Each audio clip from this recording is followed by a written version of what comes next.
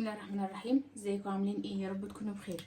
النهارده هنعمل الجمال اللي انتوا شايفينه ده من كيلو بطاطا وكيس كريم كراميل. هنعمل التحفه دي حلويات كده سهله وبسيطه وسريعه، وكمان هتحبيها كتير.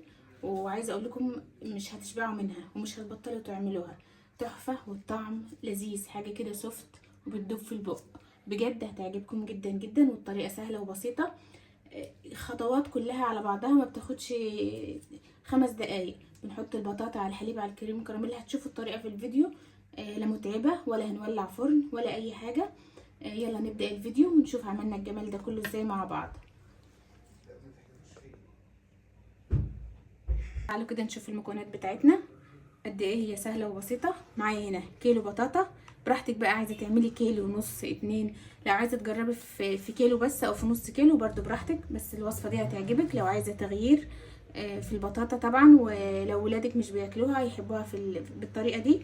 معايا هنا كيلو بطاطا انا شوياه وشوياه على البوتاجاز من فوق، يعني كمان ما اضطريتش اولع له الفرن. بحطه في صينية تكون ما بتلزقش، واوطي عليه شعرة واغطي عليه واسيبه بقى كل شويه بقلبه من غير ميه خالص.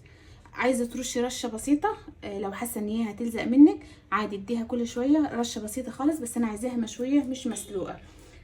فانا قلت لكم الطريقه، ونبدا بقى مع بعض ونشوف المكونات بتاعتنا ايه. معايا هنا ده فنجان قهوه، سكر، السكر ده حسب الرغبه طبعا، البطاطا، حليب، كريم كراميل. انا جايبه الباكت اللي هو فيه 2. سهل جدا جدا. هنجيب بقى الحله اللي هنعمل فيها، وهنزل بالبطاطا اللي معايا كده كلها بالشكل ده، وهنزل بالسكر بتاعي.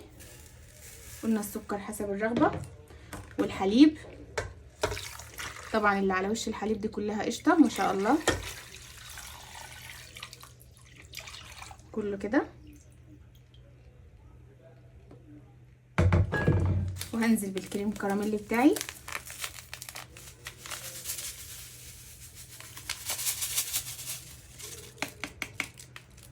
هنزل بالكيسين.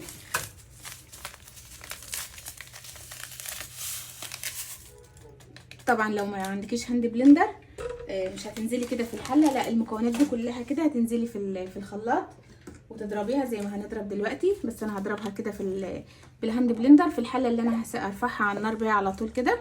هنعملها بقى خالص وارجع لك كده. خلاص ضربتها خالص وتاكدت ان هي ناعمه معايا خلاص كده. هناخد الحله بقى زي ما هي كده ونروح بيها على النار كده. رفعتها على النار، هفضل اقلب فيها بقى لحد ما تغلي، ونرجع نشوف هنعمل فيها ايه لما تخلص كده معانا. لازم تغلي معايا. هقلب فيها بقى شويه ونرجع وهي بتغلي مع بعض كده. خلاص غلي معايا كده البطاطا بالكريم كراميل. لازم اتاكد ان هو غلي كويس. شايفين بيقلب كده ازاي كده. هطفي عليه خلاص كده. هطفي عليه واحطه في دورة ونرجع نشوف هنعمل فيه ايه. حطيته كده في دورة زي ما انتم شايفين. هجيب بقى الكراميل بتاعي وهحطه كده في البايركس. جبت البايركس اللي انا هحطه فيه. طبعا تقدري تحطيه في بايركس كبير زي ما انا هعمل كده، او كمان تحطيه في كاسات، او تحطيه في اطباق صغيره برضو، دي بيرجع لك انتي. هوزعه كده. انا كمان هعمل في اطباق صغيره دلوقتي.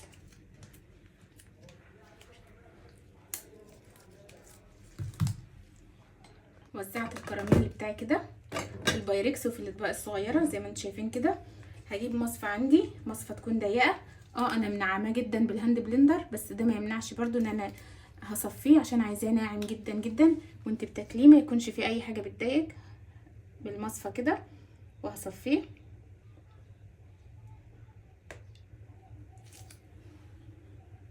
وهنشوف الشوائب اللي هتطلع برضو من البطاطا دلوقتي في المصفى وكده. كده خلاص بعد ما صفيت الكميه بتاعتي كلها في البايركس كده وفي الاطباق. شايفين اللي طلع؟ شايفين الشوائب قد ايه؟ عشان كده قلت لكم لازم تصفوها. انت حره بقى لو مش عايزه تصفيها براحتك، بس حتى وانا منعماها جدا في شوائب كده، وزي ما قلت لكم عايزه وانا باكلها تكون ناعمه في بقي كده، مفيش حاجه تضايقني، فعشان كده صفيت. كده خلاص هسيبها كده نص ساعه تبرد لحد ما تهدى خالص، وبعدين ادخلها في التلاجة نص ساعه كمان ونرجع نشوفها مع بعض. كده خلاص بعد ما طلعتها من التلاجة، طبعا انا حطيتها زي ما قلت لكم نص ساعه بس. هنقلبها دلوقتي مع بعض وندوقها كمان. تعالوا كده نقلب ده كده ونشوف كده.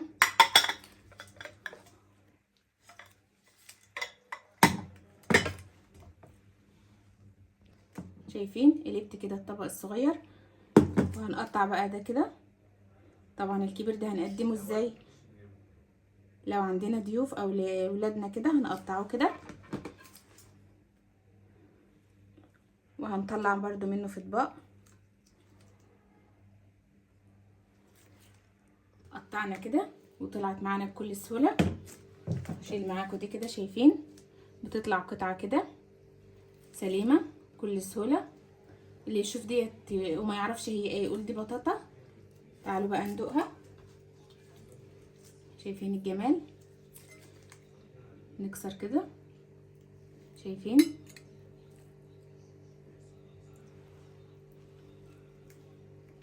الله، بتدوب في البق بجد. انا قلت لكم مش هتبطلوا اكل فيها.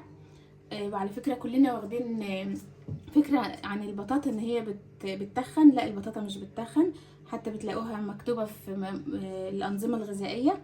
كمان لو بتروحي جيم بتلاقي برضو الكابتن بتقولك كلي بطاطا مشويه او بطاطس مسلوقه. يعني احنا طول عمرنا كنا فاكرين ان هي بتتخن. لا، هي مش بتتخن، هي مليانه فوائد مفيده جدا. هتلاقيها دايما موجوده دلوقتي في موسم الشتاء، ورخيصه مش غاليه. يعني انا كنت جايبه ال5 كيلو ب20. تخيلي بقى لو عملت كيلو هيطلع معاكي الكميه دي واكتر. طبعا في كمان طبق كبير غير الكميه دي. هتحبيها انت وولادك وهتعملها لهم كمان لو بتحبي البطاطا وعايزه تغيير وحاجه تانية تعملي الوصفه دي. وانا مش مسؤوله بقى ان انت مش هتبطلي تعمليها، بجد هتعجبكم وبجد حكايه خفيفه وهشه. بجد تحسي انك بتاكلي هوا، بس هوا طعمه حلو من كتر ما هي خفيفه وسوفت، بجد تحفه. حكايه. وزي ما شفتوا في الفيديو وقلت لكم في المقدمه ان هي سهله، ما بتاخدش معانا كلها 5 دقايق. تتساب على المطبخ نص ساعه بتلاقيها جمدت. يعني هي على السريع بتجمد، حتى لما بتشتغلي فيها بعد ما تنزليها من على النار سريع لان هي بتجمد على السريع. وبتدخليها التلاجة نص ساعه او ما بتكملش، وتقدري بقى تقدميها لولادك لعيلتك لضيوفك. صدقيني لو الضيوف مش عارفين ان هي بطاطا هيقولوا اختراع. بجد هي اختراع بجد. وكده خلصت الفيديو بتاعي النهارده. يا رب يكون عجبكم، ويا رب تجربوه ويعجبكم. انا متاكده النتيجه هتعجبكم ان شاء الله. لو عجبكم ما تنسوش تحطوا لايك عليه. ولو عندكم افكار برضو او فيديوهات عايزين نعملها مع بعض، سواء خاصه بالبشره او بالشعر او حتى وصفه اكل، اي حاجه عايزين نعملها مع بعض برضو اكتبوها لي وانا هشوفها واعملها ان شاء الله مع بعض. وكده خلص الفيديو بتاع النهارده. ما تنسوش تروحوا على اول تعليق، هتلاقوني سايبه كل لينكاتي. وسلام.